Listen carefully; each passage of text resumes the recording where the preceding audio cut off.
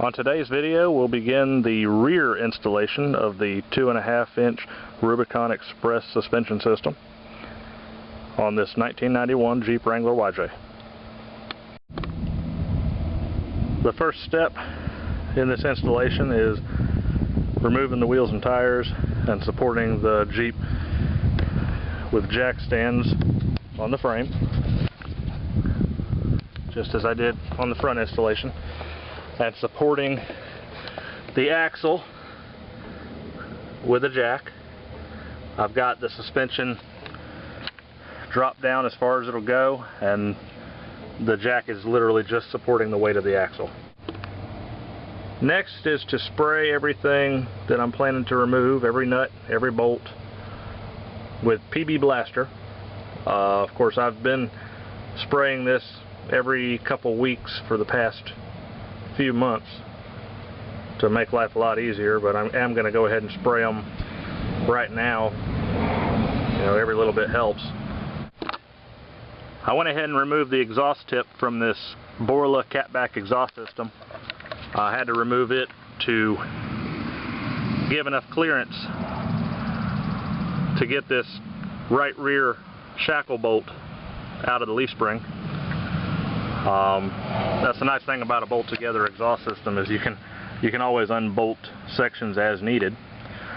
While I was at it, I also went ahead and removed the clamp from behind the muffler that holds the next section that goes over the axle, so that way I can swing it out of the way as needed.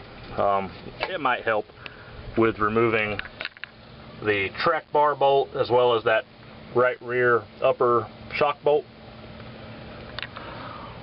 Now let's go ahead and remove the shocks.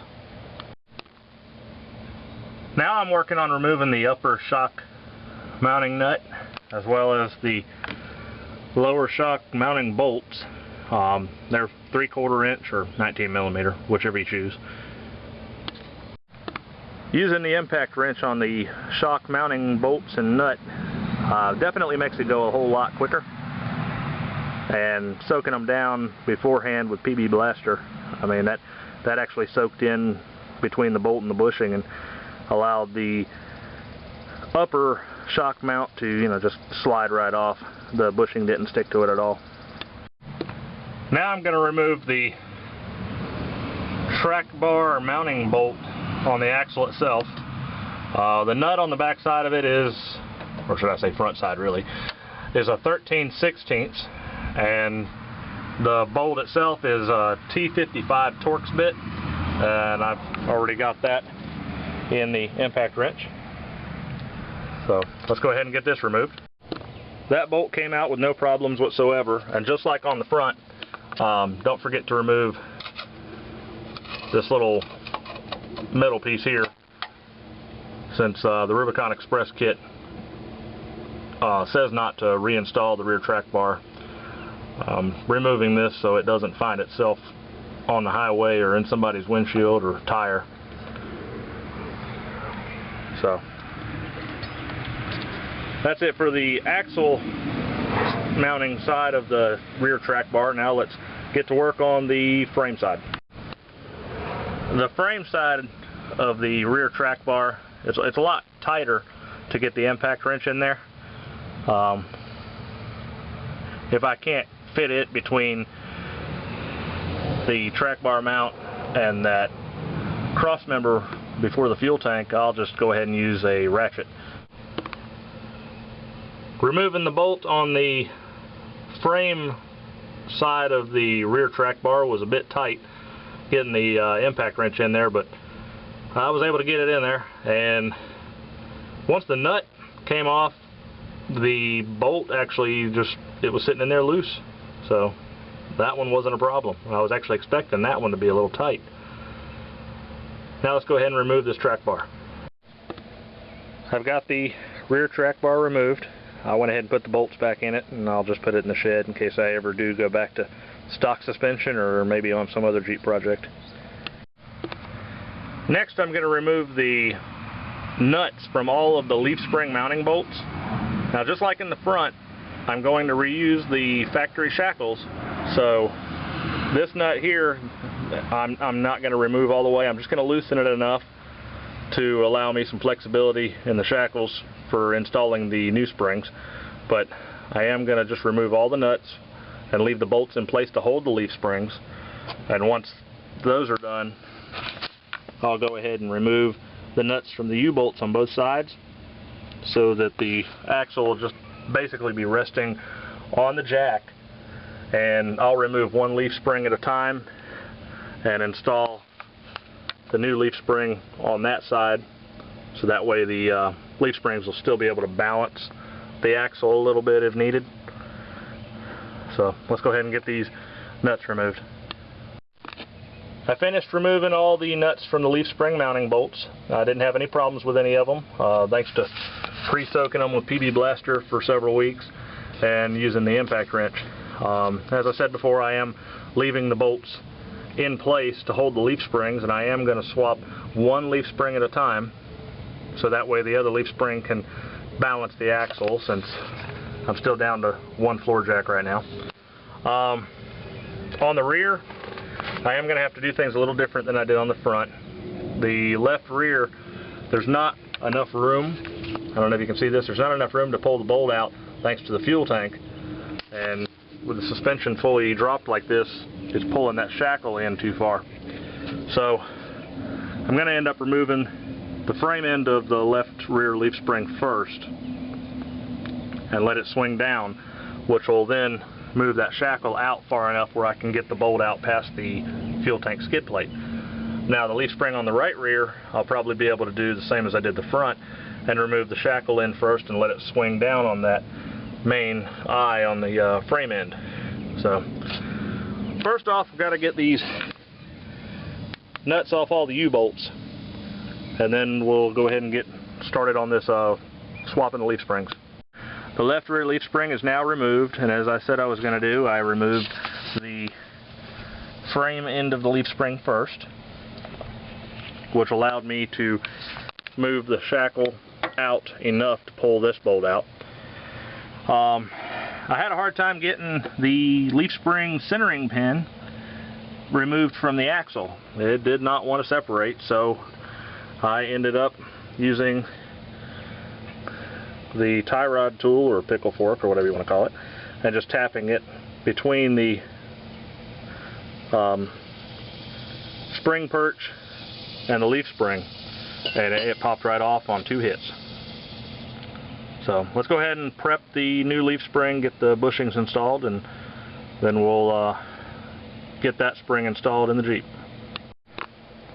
I was just about ready to install the new bushings in the rear leaf springs when I realized I forgot to show you an extra step that I ended up having to do on the front springs.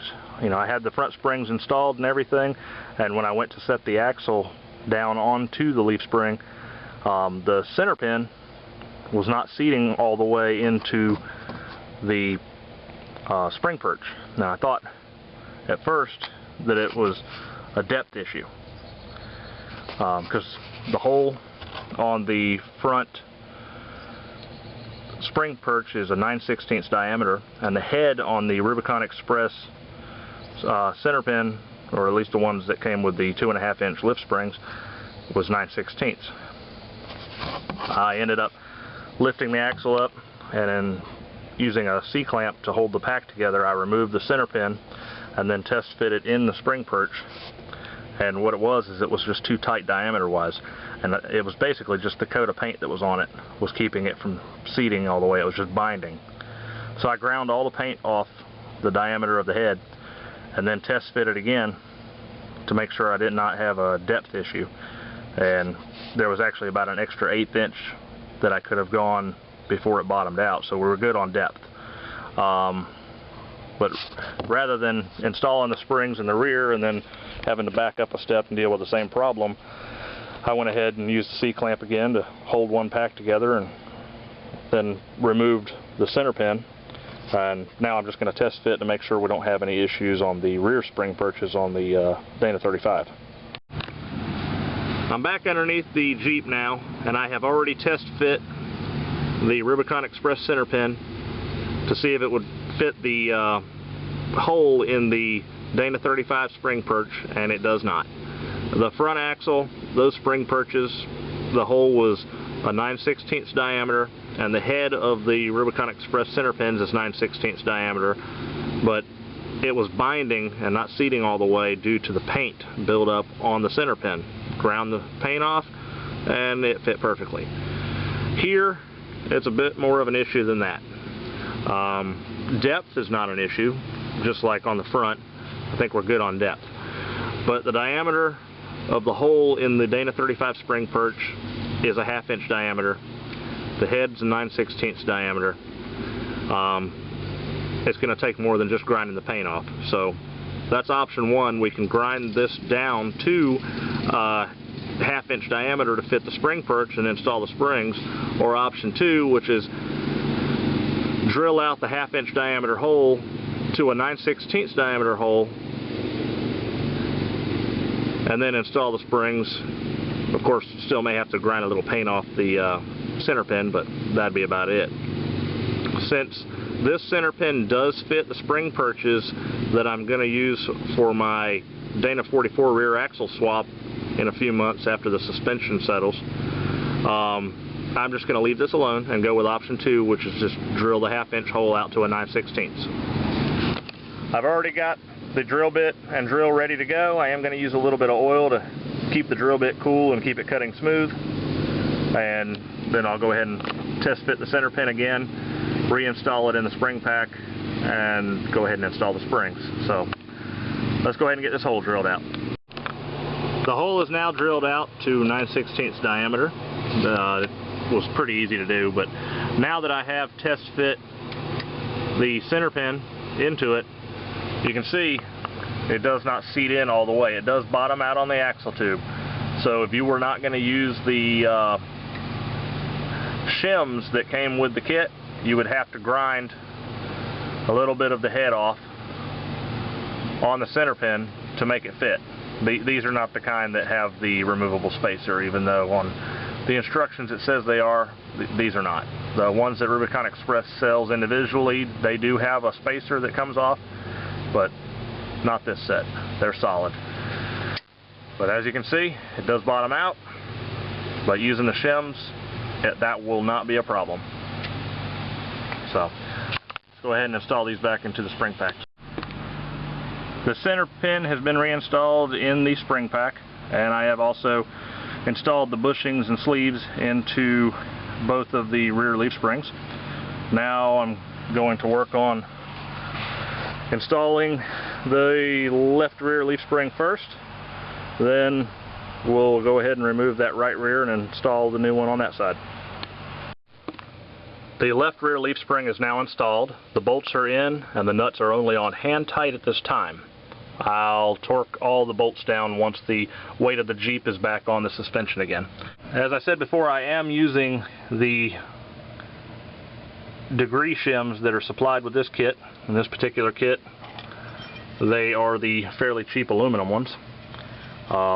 Even though these were supplied with the Rubicon Express kit, these are manufactured by ProComp. They are 2.5 degree shims. These are only going to be used temporarily, just for a few months until this suspension settles some. I won't use these on my axle swap. I'll just weld the perches as needed, you know, at the angle that I need. Let's go ahead and set the axle down on this leaf spring, and we'll get started on removing and installing the right rear leaf spring. I just removed the right rear leaf spring. I had to remove it the same way I did the left rear, which was pull the bolt and drop the main eye or frame mounting end first, allowing the shackle to swing out past the fuel tank skid plate so that I could pull that bolt out. I don't know why I was thinking that last time I was able to get that bolt out between the shackle and the fuel tank, but I don't know, I was remembering wrong. There's no real difference in time though, so it doesn't matter. Now let's go ahead and drill the hole in the spring perch out from a 1/2 inch to 9/16 to fit that center pin, and we'll get this right rear leaf spring installed. The right rear leaf spring is now installed, but I ran into a bit of a problem. After I installed the right rear leaf spring, I went back and installed the U-bolts and spring plates on both sides. After I started torquing down the U-bolts on the left side, I was torquing them down to 90 foot-pounds, which is what it said in both the Haynes and Chilton's manuals. But as you can see here, the factory YJ spring plate cannot handle 90 foot-pounds. Or at least this one cannot. It bent it pretty good. So I ended up actually getting the Rubicon Express instructions out. And sure enough, it says here, torque U-bolts to 65 to 80 foot-pounds. Well, it's a little late to do that on the original spring plate, and instead of going and buying another set or making a set, I had parted out a 1998 Jeep Cherokee XJ a while back, and I still had the spring plates from it. They are pretty much identical. The XJ ones are about a 1/4 inch longer, and also you'll notice the holes are ovaled out on the XJ spring plate, but that's because the XJ has the option of the Dana 35 or the Chrysler 8 1/4, which has thicker axle tubes. But these right here do work good, and actually appear to be a little stronger. I've already installed the one on the driver's side and torqued them down to 80 foot-pounds, and it shows no sign of bending whatsoever. So I am going to go ahead and install the other Cherokee one on the right side as well. So, my fault for not reading the Rubicon Express instructions, but I'll take care of it. The U-bolts are now installed, as well as the spring plates. I've already torqued the U-bolts down to 80 foot-pounds. Now let's get started on installing these rear shocks. The rear shock installation should be even easier than the front shock installation, since the upper shock mount goes onto a stud on the Jeep's frame rather than that pin style upper shock mount that's on the front. So, and also it comes with a hardware pack. Front and rear shocks came with this. It's got a T-bar and a sleeve. I'll get this opened up real quick and show you. Alright, I opened it up so I can show a little better. Yeah, getting kind of glare off the pack. So, but the front and rear shocks came with these T-bar adapters. I guess these are for mounting the shocks onto other Jeeps, such as Cherokees or TJ Wranglers, for the lower shock mount, and that just slides through the bushing in the shock and then bolts down to whatever kind of bracket they have. But on the Jeep Wrangler YJ, it comes with these sleeves here that you just slide into the lower shock bushing and then bolt it into the shock mount on the axle. I'll go ahead and get those sleeves installed in the shock real quick. The sleeve is now installed in the lower shock bushing.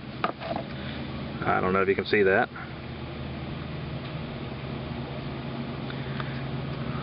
And it does not use one for the upper shock mount, since it just slides over a stud. And of course, the shocks say on them which way is up, since I guess you could mount these either way, since they are the same style mount on both ends.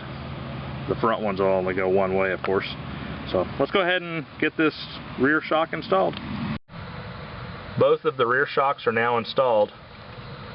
Each shock has an arrow on it, you know, as I showed you before, that shows you which way is supposed to be pointing upwards. And on these particular shocks, it shows that the shaft end of the shock needs to go to the top, and the reservoir end of the shock needs to go towards the bottom.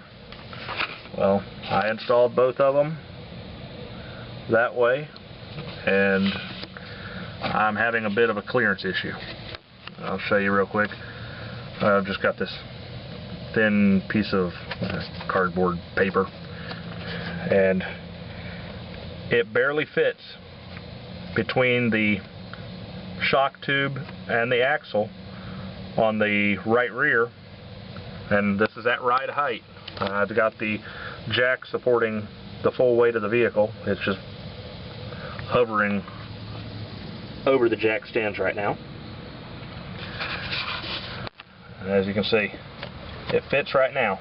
I lowered the jack down, and now the suspension is at full droop. The weight of the Jeep is back on the jack stands.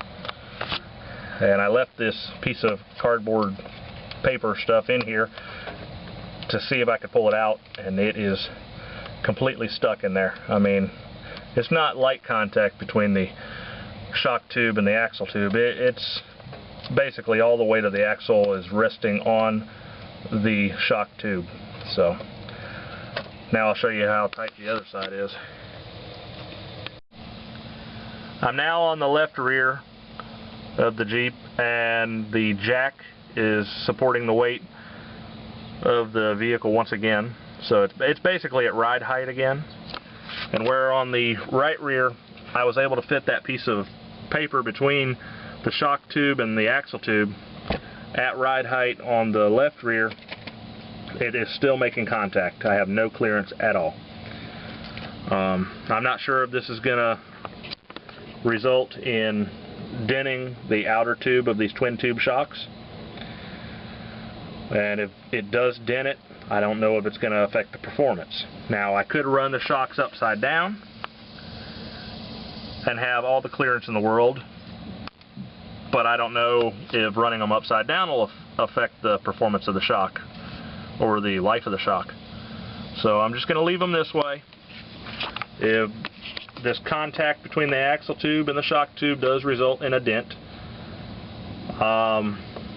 hopefully it won't affect the performance. If it does, I'll have a little review video or something that I'll have to go over all that, which will probably result in me replacing shocks. But I'm just going to install them the way that they're intended to be installed and just see how they do. Now let's go ahead and install the wheels and tires, get the Jeep off the jack stands and jack, and we'll go ahead and torque down these rear leaf spring mounting bolts. Now that the rear tires are on and the Jeep's back on the ground, just walking around and looking at everything, I noticed there may be a future clearance issue between the clamp on the Borla exhaust system and the leaf spring itself. Let's see if I can show you this. I mean, right now there's about maybe 5/16 of an inch clearance between the two, but if this suspension flexes at all, there may be contact later on. So I have an extra one of the newer style clamps that they use on the Borla exhaust systems, the AccuSeal brand stainless steel band clamps. I'm basically just going to install this in place of the other clamp, and that should take care of any clearance issues. I'm not going to show you an after shot of this or anything. I just wanted to let you know that you may want to check your clearances around your exhaust and your new springs. Alright, now it's time to take the new measurements and see how much lift we actually gained. I'm doing the front wheel first. Of course, just like before, center of the front wheel to the bottom edge of the front fender flare. And we are currently at 35.5. Previous measurement before the installation of this 2.5 inch suspension was 32 inches. And the measurement in the rear, taken the same way, center of the rear wheel to the bottom of the rear fender flare, is 37.5 inches. The previous measurement for the rear was 33 7/8. Both of these measurements, the before and after, were both taken with the hardtop removed. That's it for the installation of the Rubicon Express 2.5-inch suspension system. In the next video I will show the installation of the extended brake lines front and rear. So that's it for now. Thanks for watching.